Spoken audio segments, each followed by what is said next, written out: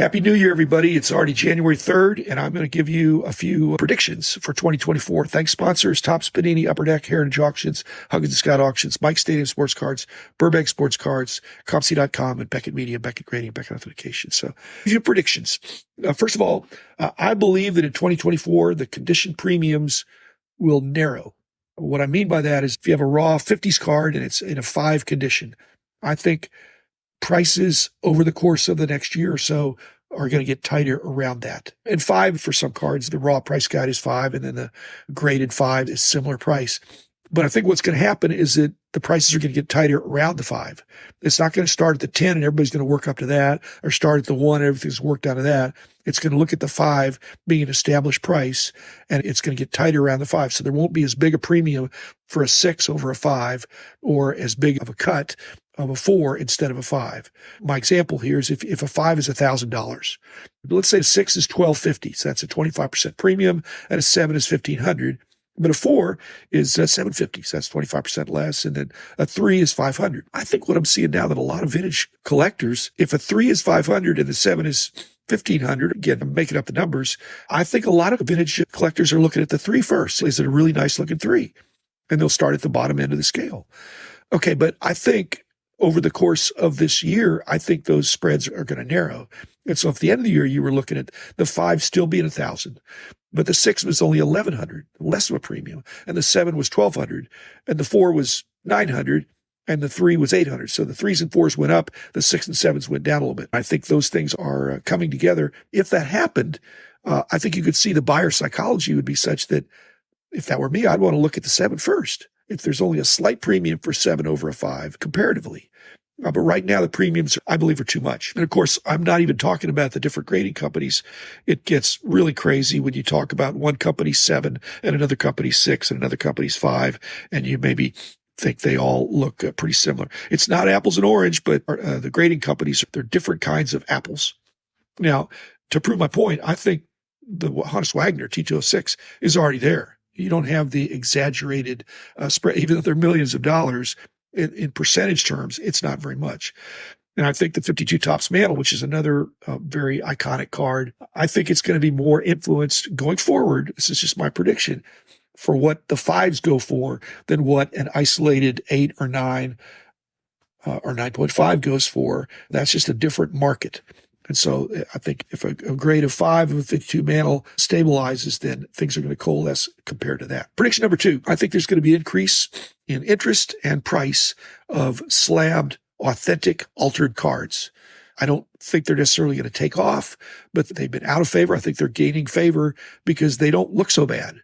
They shouldn't be priced at less than a 1 or a 2. They look good. That's overly simplistic. A really nice looking authentic altered card might just have a little bit of coloration or a slight trimming that didn't crush the grade. It takes it all the way from whatever it would have been. In fact, it would have gone down with grading companies that do qualifiers. If it's off center, then that's worth a couple of grades sometimes. But if you trim it to try to cheat, and then now it looks perfectly centered, but it doesn't measure, it's no longer an OC, it's an altered card. And crime should not pay. You shouldn't get the benefit of, even though it looks nicer, it has been altered. So I have a couple rules that I look at. I look at the eye appeal of the altered card after it's been altered, and what would it grade? I look at what would it grade if it had not been altered and looked like it was pre-alteration. But if I did that, if I looked at it, it still ought to be a substantial discount from what it looks like with the eye appeal that it has. If it looks like an 8, but it's been altered, maybe it was a 6 that got trimmed, so it shouldn't be worth more than a 6. On the other hand, you're looking at it and there's an eye appeal there that you think, gosh, that really looks good. It says A on there, but it's much like heat-treated jewelry. The most knowledgeable people can see there's a slight discount for that additional treatment. And so whether it's 20%, 30%, 40%, 50%, there's different examples. You just have to know the market. It probably depends on the year and the player and type of card. And frankly, I think we're talking about a big difference between authentic appeal in the 7, 8, 9, 10 range as opposed to a restored 1, 2, 3, or 4. I think there's a lot more leniency on the lower grades since they're not always considered investment grade. The lower the eye appeal of the card, the less it matters that the card was altered. It still ought to be truth in packaging. And lastly, on that prediction is I just got back a card from BGS that I certainly did not alter, and I don't think it was altered when I got it long ago, but I got it back and they say it's altered. And so to me, that's disputed altered. Now I can either crack it out and send it back to them or send it back to somebody else, which I probably won't do that.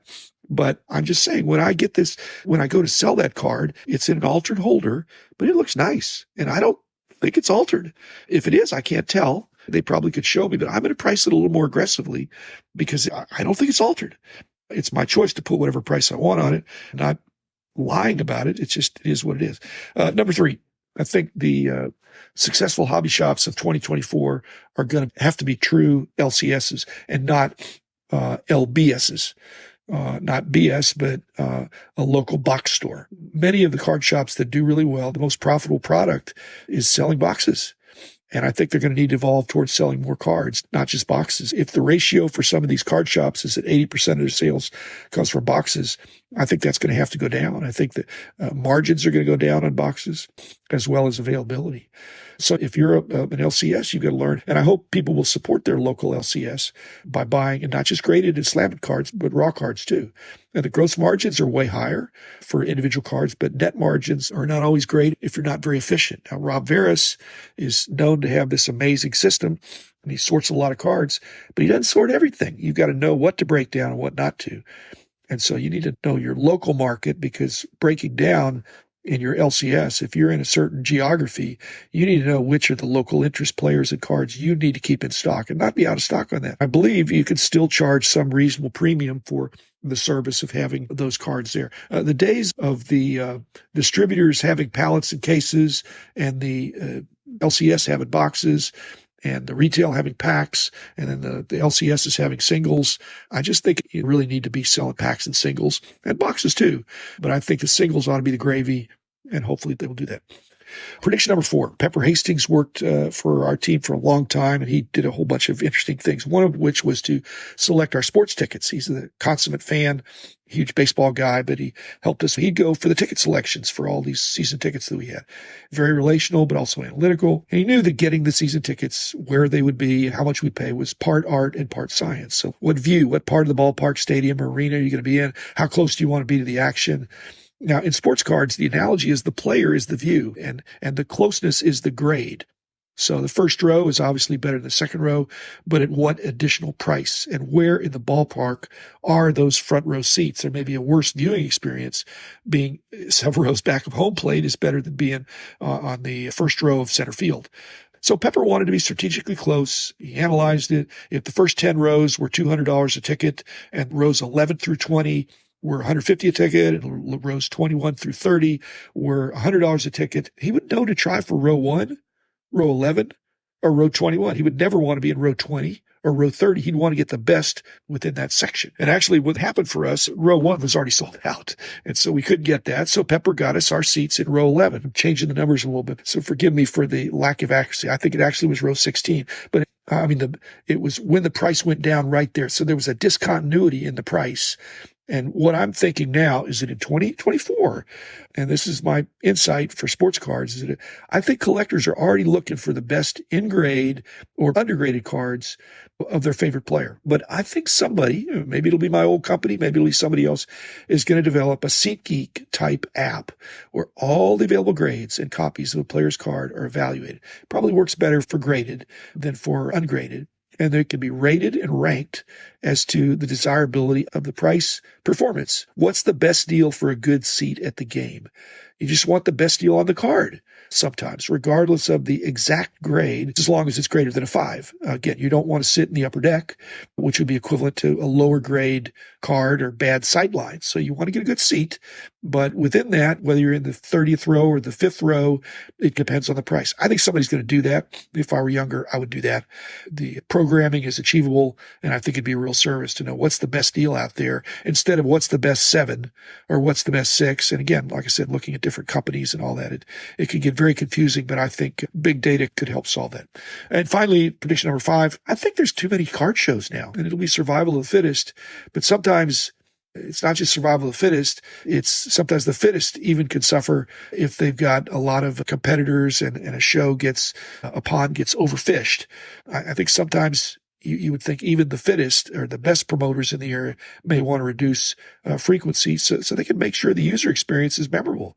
But if Kyle Robertson, who does a great job here in Dallas, if he goes to 4 shows a year, somebody else may come in and poach and say, hey, Kyle, we're going to do every quarter. We're going to come into a different part of the city, a different convention center. My final prediction here, and I don't know this will happen this year, but it could happen, is that one of the protections Kyle might have, or anybody, same thing with Joe Drellick and Rob Veras out in Anaheim, Burbank, if you're in good relationship with influential dealers, whether they were in a bargaining group or you're in relationship with them, they trust you, you trust them. If they banded together in some not super formal way, if Kyle knows that he's got a group of influential dealers that stick together and are going to stick with him, and maybe he gives them a better deal. Same thing, again, Joe Drellick, Rob Veras, any of these promoters out there that are all in and have a good relationship, good trust. I think dealers have bargaining power. If there's a show and the main dealers, biggest dealers don't come and decide to go somewhere else, that's bad news. And whether it's some kind of a collective bargaining, not collective bargaining, but just some kind of an agreement. Otherwise, it is a free world. I'm not trying to tie anybody's hand behind their back, but otherwise Kyle has to stay with 6 times a year just to keep his dealers busy. So I think there are too many card shows, but it's just like restaurants. There's too many restaurants, but who wants to close down their restaurant? They're not going to close down their restaurant if they're doing okay. And if they're not, they're going to go out of business. That's it. Again, Happy New Year. I still got a sinus infection. I don't like bringing that into the new year, but I will be back again on Friday with another episode. And thanks again. Happy New Year. The man in the house of cards. The man in the house of cards. The man in the house of cards is